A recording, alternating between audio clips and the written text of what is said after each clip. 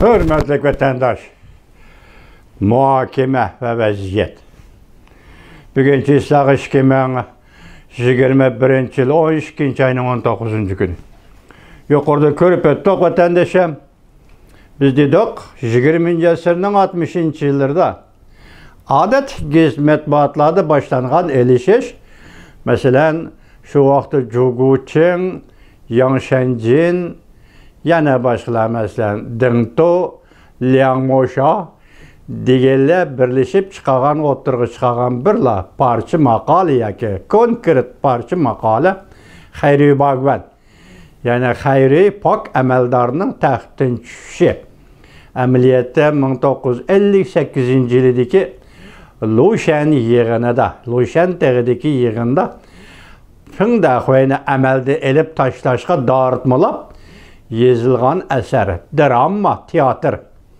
Mədəniyyət inqilabı yani şunundan başlandı. Lakin bu əsərlərin ilan qılınıvatqan mətbuat xarakteri ki, mətbuatın dərcisi şu vaxtıda tüvən idi vətəndaşlar. Əndi bugün azı sizlərə yetkizgən xəbər 3 parça mətbuat, partiya mətbuatı. Birincisi Remirbo, Halk Gazete, ikincisi Cefan Cumbo, Armiya Gazete, üçüncüsü Jurnal Hakikatte Ameliyatı İzleş.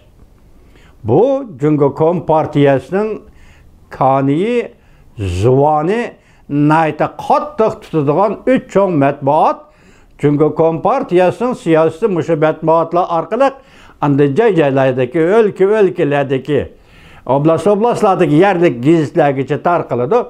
Baş signal mı şu 3 gazetin kilidi, baş siyaset mi şu 3 gazetin kilidi, 3 gazete ilan kılındı çünkü Kompartiyasının nefes elişi, hayatlığı, küreş ameliyatları ve taşkırı işkiri dünya qaratqan siyasetleri delmiş 3 gazete kördünler. Bugün 3 gazete 2 parçadan makale ilan kılınıptı. Mesela bunun biri Çüçinshen, o yuqori darajalik amaldor partiya tarixini yozadigan, ikkinchisi Jiang Jinchuan, o partiya markaziy komiteti siyosat ishxonasining mudiri ko'ringlar. Endi darajat siyosat mushakkabdi. Nima ketdi? Biri buning ichida Jiang Jinchuan degan kishi bu Rais Xi Jinpingni yaqalaydi degan gap. İkincisi Xu Jinshan degan kishi Rais Xi Jinpingni yaqalamaydi. Deng Xiaoping, Jiang Zemin, Hu Jintao'ni yaqalaydi degan gap. Demek hozir pressiyaga chiqqan yuqori darajali kadrlar ve hozir real partiyaga rahbarlik qilayotgan yuqori darajali kadrlar o'rtasidagi kurash. Oxirida nima deyildi hozir? Shanghaylik matbuot xodimi, yani çünkü uning so'zida aytganda, agar Rais Xi Jinpingning ishini öz meyliga qo'yaveradigan bo'lsang, endi kelib sen uchun, boshqalar uchun aytganda ham debda go'rga biraqli kirasan. Endi bu yo'lni to'sish kerak.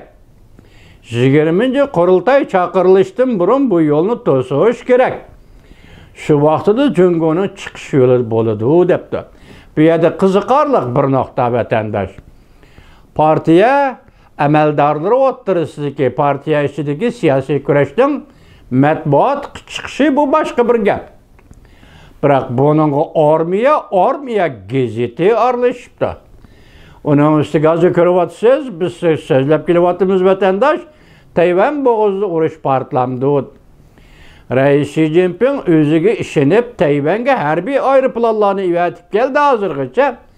Yoki ochiq aytsak, o Tayvan bo'g'izida bir urush qo'zg'amoqchi, bir tavakkalchilik qilmoqchi bo'layotdi deb turgan musha kunlarda Jungo Kompartiyasining Ozodlik Armiya gazeti Jefan Jumbo Rais Xi Jinpingga qarshi hisobga o'tgan bo'lsa, masalan Xi Jinpingni yaqlamaydigan Chuchinshan tarafga o'tib, shuning bilan bir hisobda turgan bo'lsa, demek bu yerda armiyaning 2 xil ehtimolligi, masalan, Rais Xi Jinpingning buyrug'ini qabul qilib, uni qo'llash ehtimolligi yo'q chiqdi degan gap.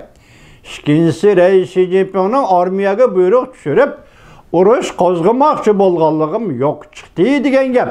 Muşundaq ahvalda üçüncü xatar siyasi özgürlük bu başqa gap. Hərbi özgürlük bu başqa gap. Şendiniz mi vatandaşım? Endi hərbi tərəfdən bu kelivatqan təhdid senin buyruğunu qabul qılmaymiz, senin siyasetini qabul qılmaymiz. Bizim fikrimiz var deb hərbi tərəfdən kelivatqan bu təhdid ihtimallığı, hərbi özgürlük ihtimallığı gelib kelidi vatandaş.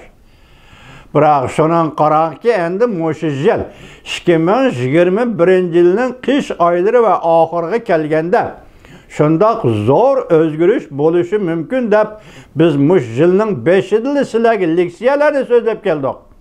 Hozir shu yil oxiri yetib keldi. Shundoq o'zgarish bo'lamdi, bo'lmamdi bu ikkinchi gap deb turayli. Biroq hozir xatarli tarafni boshqa sizlarga selishtirib berdik vatandosh. Nima? Matbuotning darajasi. Kompartiya matbuotning darajasi bek yuqori bo'lib ketdi.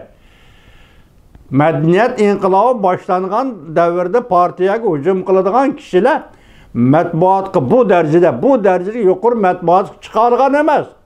Yerlik gazetalar, yerlik jurnallarda e'lon qilingan ishlar.